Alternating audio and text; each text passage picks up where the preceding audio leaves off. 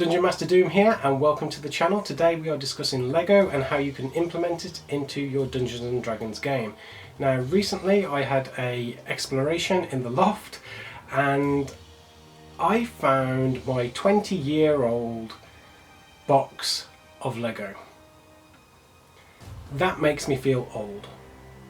So I knew I had this in the loft for a good number of years after having it from my parents' house, but this box is Lego and a lot of it.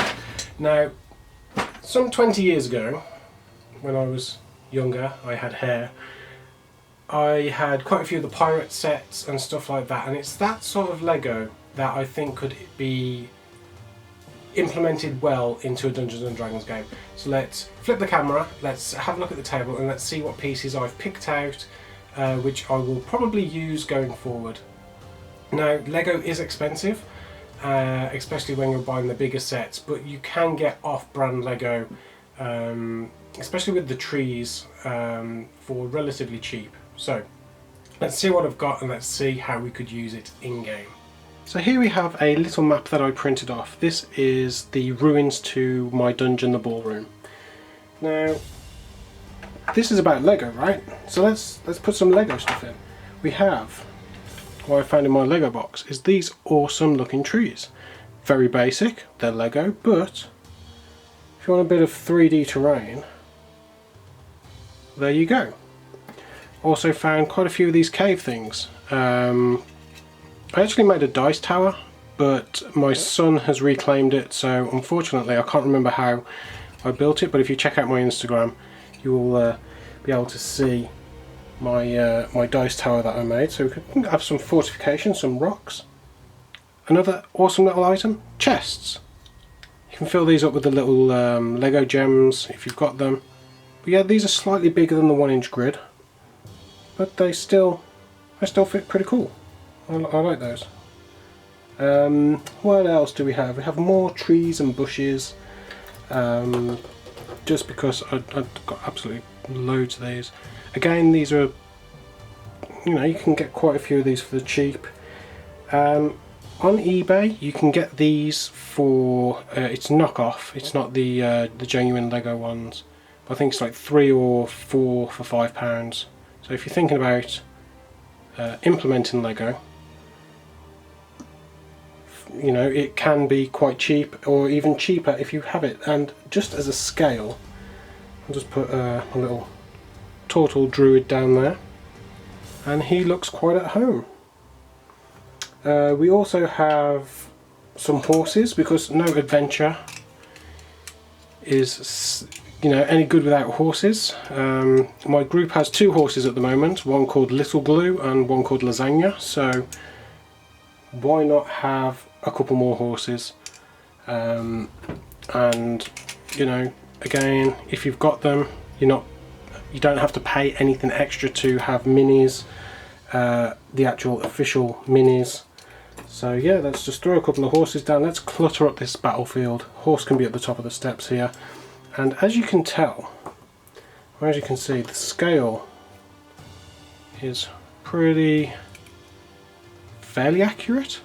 And if you've got good balance, our little druid friend can take a ride on the horse. Another thing I found were a few cannons. So if you're doing a seafaring adventure, these take up just over 1 inch on the grid. But again, we've got cannons. Get another model down here. This is from Zombicide, one of the Zombicide minis, which my rogue was using, I think, as when we were playing in game. Yeah, he can fire the cannon. Bang, done. More Lego. Let's go. Tiny barrels. These fit really well. You can stack them, and they fit really nicely in the corners. You can just about get, let's clear off some of this, you can just about get 2 barrels on a 1-inch square. Actually, you might be able to get 3 at a push. Yeah, just about. Want something a little bigger? I've got these massive massive drums. You know, if you need to, if your halfling party needs to sail down the river to outrun some orcs, throw them in a barrel and they're pretty much good to go. So yeah, unfortunately, they do. There you go. Perfect. And let's take this dude's base off because I think he should be able to fit in there. So that's pretty cool. Play hide and seek with the barrels. If barrels weren't necessarily your thing and you wanted to go on a little river adventure, got a boat, you know, again, all this has cost me absolutely nothing because it cost my parents a fortune 20 years ago. These boats can probably hold 4. Don't have any more minis on me at hand. That tree blight thing there, and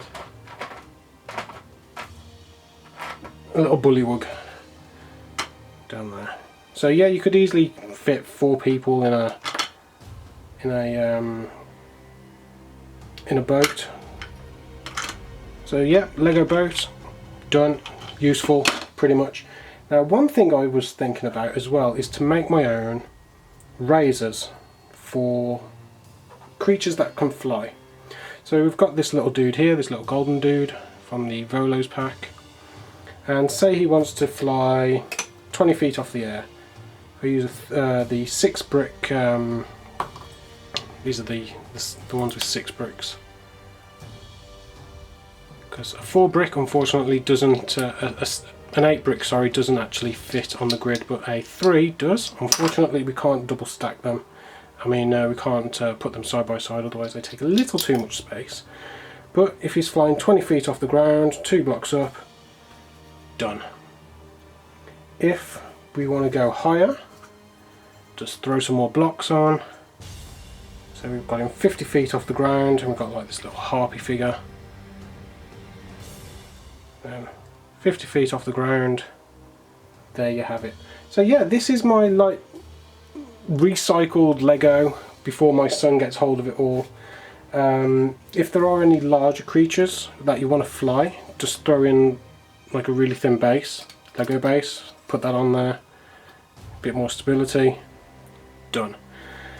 So yeah, let me know in the comments down below if you've implemented Lego, if you've enjoyed this video, if you'd like to see more Lego type creations, because you could possibly do like the outlines of Leomund's tiny hut and various other things as well. So if you have any D&D Lego creations, feel free to tag me in them on Instagram, dm.doom, or Twitter, dmdoom. And yeah, I love Lego and I love D&D, so this is kind of a lovely little marriage of plastic.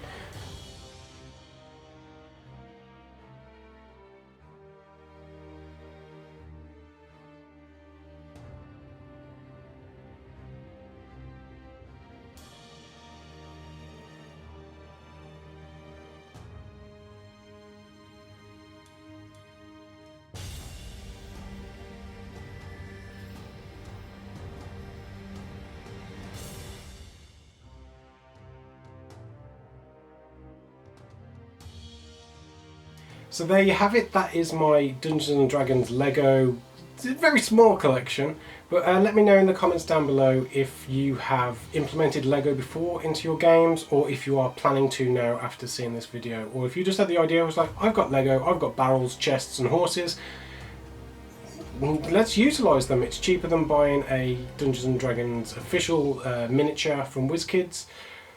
You don't have to paint it, it's there, it kind of holds a rider. So yeah, let me know down below and I will catch you in the next one. And may the dice forever be in your favour.